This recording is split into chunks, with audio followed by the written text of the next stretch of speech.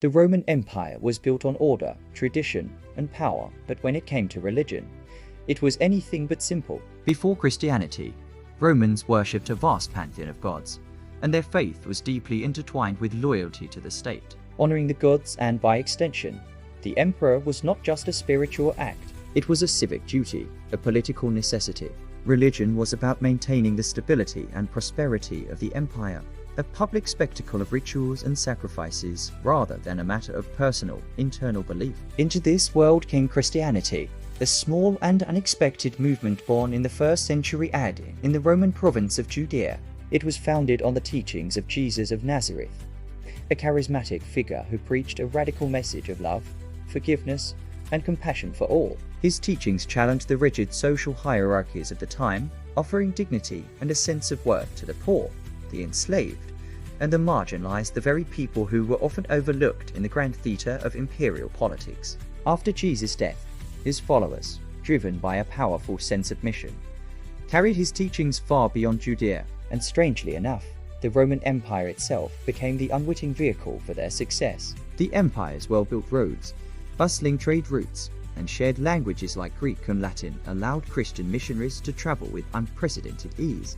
As they journeyed from city to city, they spread a message of hope, equality in the eyes of God, and the promise of a life beyond earthly suffering. These ideas resonated deeply with countless people living in a harsh, uncertain, and profoundly unequal world. But the Romans were uneasy. Christians, in their unwavering monotheism, refused to worship the traditional Roman gods or acknowledge the emperor as a divine figure. To the Roman authorities, this wasn't just a difference in belief. It was an act of defiance, a political rebellion that threatened the very fabric of their society. Rumors spread like wildfire, painting Christians as disloyal subversives who engaged in strange and sinister rituals. Suspicion grew, and as the movement expanded, it faced waves of persecution. Christians were often forced to gather in secret, in homes and catacombs, their faith tested by the constant threat of punishment. Yet these actions didn't erase the movement, they strengthened it. Instead of weakening their resolve, persecution often forged Christian communities into tight-knit, resilient groups. They became known for their unwavering support for one another and their remarkable charity, often caring for the sick, the poor, and the widowed when no one else would.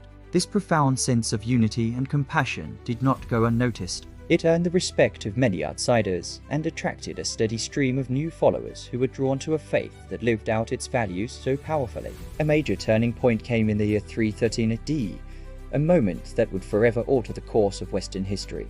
Emperor Constantine, after a pivotal military victory he attributed to the Christian god, issued the Edict of Milan.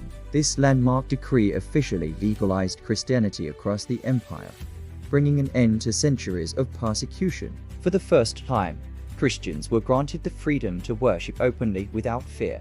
The religion soon moved from the shadows to the center of public life, receiving imperial patronage, funding for churches, and a newfound status. Then, in 380 AD, the transformation became complete. Emperor Theodosius I issued the Edict of Thessalonica, which declared Nicene Christianity the official state religion of the Roman Empire. The old pagan practices, which had defined Roman identity for over a millennium, began a slow and steady decline. Christian beliefs started to fundamentally reshape Roman society, influencing its laws, its culture, its art, and its educational systems. The cross, once a symbol of a criminal's execution, was now the emblem of the empire itself. Over time, as the Western Roman Empire began to crumble under external pressures and internal decay, Christianity played a crucial role in preserving the knowledge and cultural heritage of the ancient world. Monasteries became centers of learning, and the church provided a unifying structure in an increasingly fragmented Europe. What started as a small persecuted sect in a remote corner of the empire grew into a powerful global force, faith that would outlast the empire that birthed it and continue to shape the world for centuries to come.